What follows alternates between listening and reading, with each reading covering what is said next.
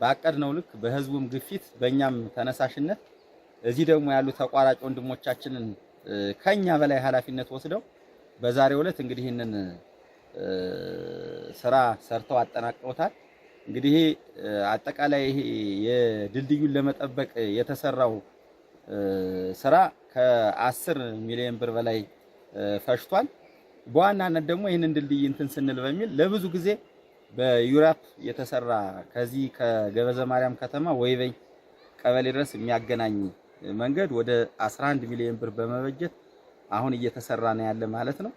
አጠቃላይ ወይበይ ለመሄድ እያንዳንዱ ሰው በዚህ በበራዳማ ነው እየዞረ ይሄድ የነበረ ተሽከርካሪዎች በዚህ ክረምት ላይ ስለማያስወጡ ይሄንንም በዚህ ልክ ወለጎን አብረን መድበን ሁል ጊዜ በየአመቱ የተለያየ ነገር ስንሰራ አንከረም አንድ ጊዜ ያለቀለት ሌላውን ስራ ቆመን የብር ድልድይን የሚታደግና ይሄንን የመስመር ጉዳይ መፍታት አለብን በሚል የወረዳ አስተዳደር ምክር ቤቱ ይሄንን በጅተን ነው ስራውን ያሰራነው።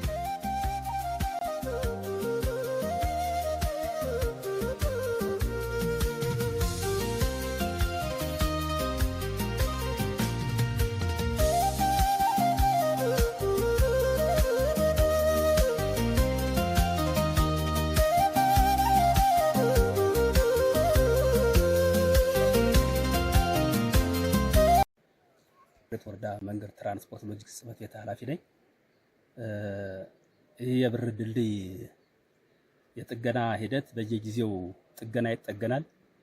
ጊዜ አይሰጠውም ነበረ። በቃ አደጋ ላይ እየወደቀ ዋናው ድልድይ ወዳልሆነ ችግር ውስጥ ሊገባ ሲል ህዝቡ ራሱ ባካችሁ ከተበላ በላይ በቃ ዋጋ የለንም 100 በላይ ሚሊዮን በደብ ይህን ድልድይ የሚሰራው ነገርና የሚያቋቁመው የለም በሚል ነገር ህዝቡ በየጊዜው ያነሳው ነበረ።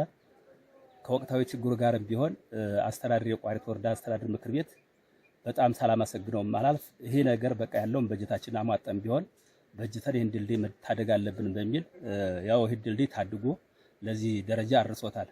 በጥቅሉ ከ10 ሚሊዮን በላይ የፈጀ ግንባታ ነው። በጣም ደስ የሚል ነገር ነው። የማመሰግነው አስተዳደር ምክር ቤቱ ነው። የላው ነገር ይቅር ይሄን ድልድይ እንታደግ ብሎ ይሄን ወደ 10 ሚሊዮን የሚሆን ብር በጀት በጅቶ መድቦ ይሄን ግንባታ በማስገባቱ አስተዳደር ምክር ቤቱን አመሰግናለሁ።